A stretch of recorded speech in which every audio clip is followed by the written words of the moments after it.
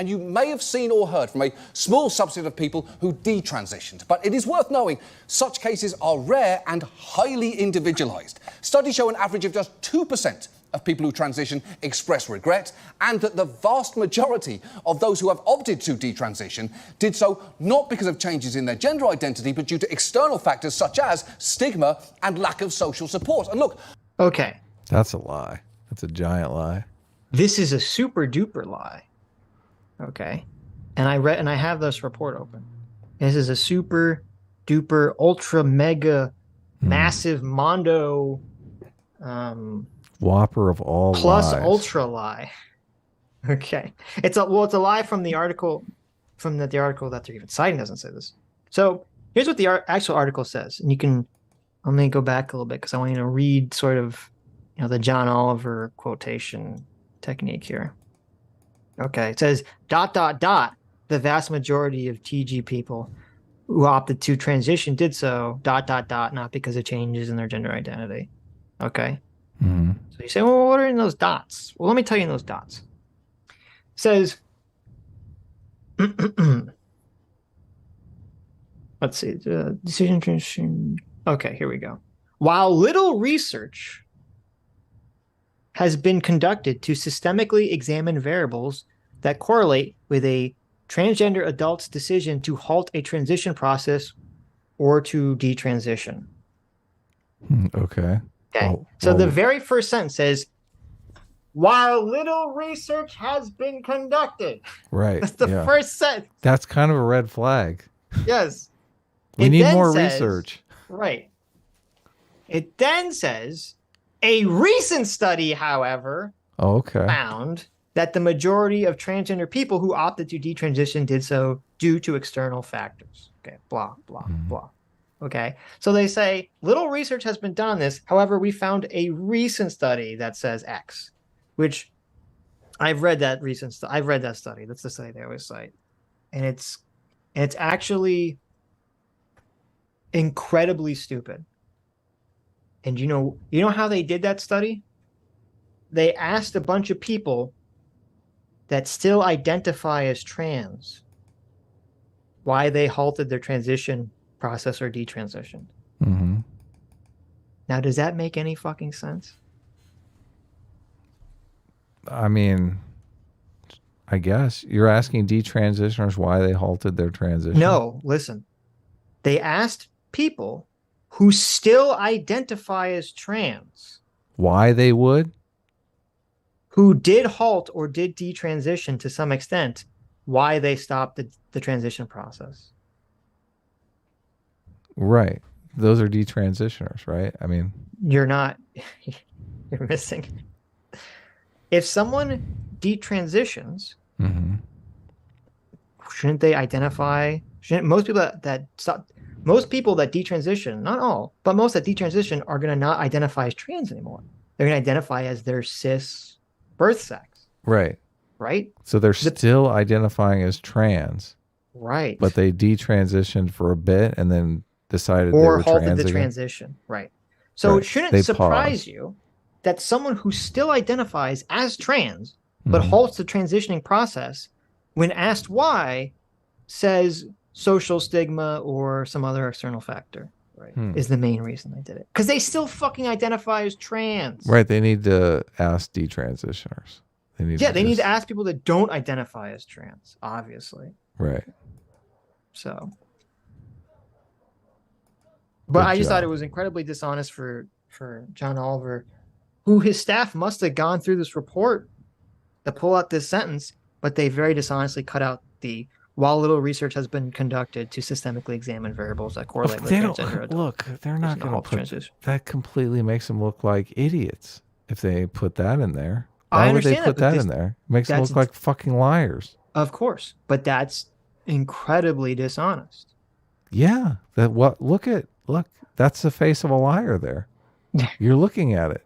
Look, he looks like he just got caught lying. Right.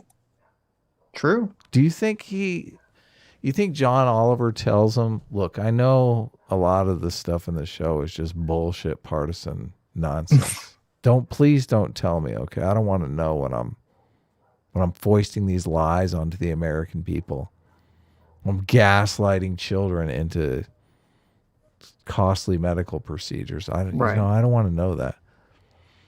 When I'm licking the fucking balls of the medical establishment complex, right?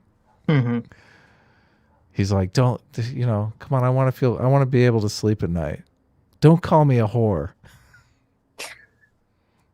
Is it? I mean, that's basically what he's doing, right? Even if he's doing it unaware, naive, like he's still doing it. Mm-hmm. Well, and also, this study was using data from 2015. Oh my God! Which that was like when the when it hit.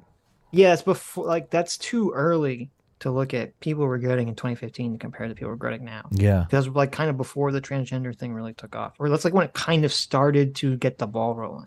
In 2015, we weren't even talking about the female penis yet. I mean, it wasn't mainstream. I'm serious. There you go. Come on. Look, in 2015, you could say female penis and people would be like, what? What did you just say?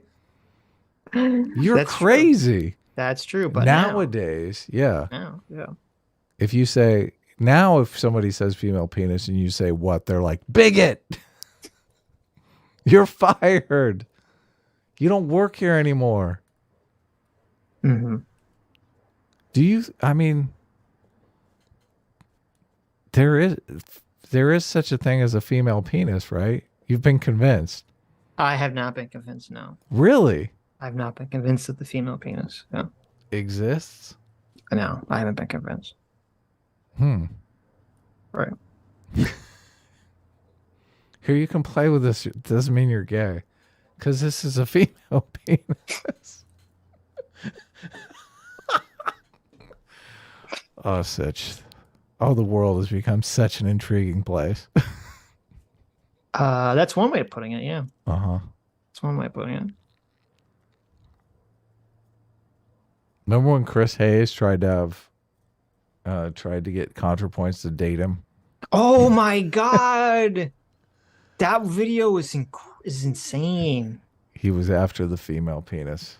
He wanted it bad. Chris Hayes really wants to play with a female penis. Chris Hayes was totally negging ContraPoints. Yeah. That was such a uncomfortable, weird interview. Once you pointed that out and you're like, oh my God, you were so right. I could not see it. Yeah. Listen, he's into the female peen. What can I say? Yeah.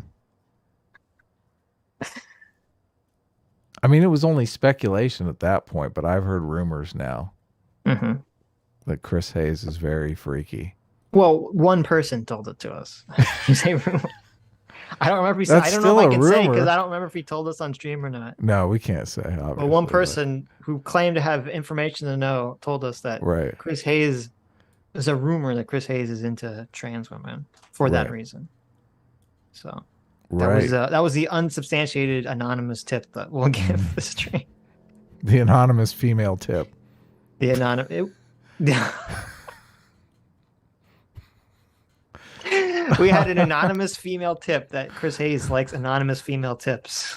Okay. Oh, I was just talking about So there you go. So we move on. We can move on. Moving on. Did so not because of changes in their gender identity, but due to external factors such as stigma and lack of social support. And look, did you ever look at the study on?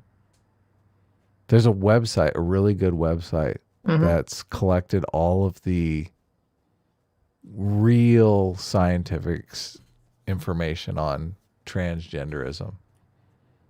And they have some studies, some I guess it's some polls on why people detransition.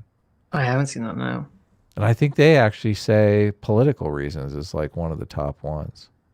That's interesting. It is totally interesting. I was like... So here's what it says. It says, in 2015, the USTS, which stands for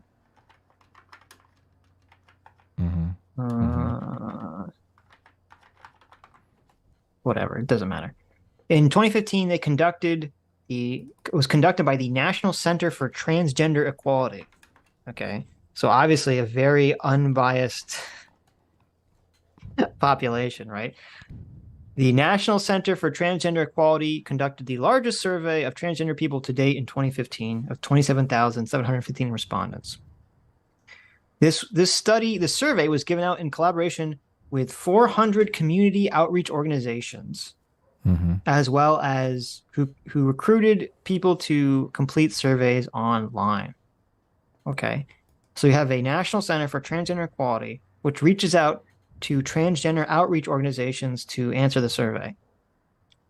So you had John Oliver earlier in this video was complaining that Lisa Lippman's study shouldn't count because she got parents who were part of message boards who seemingly were against their children transitioning. And he said that sample is too biased. Okay. But then when we have the literal exact opposite situation, where you have a National Center for Transgender Equality using pro-trans communities to get people to listen to give their survey results, he doesn't say a word about whether that sample is biased in the other direction. Yeah, that's different, though. That's making his argument.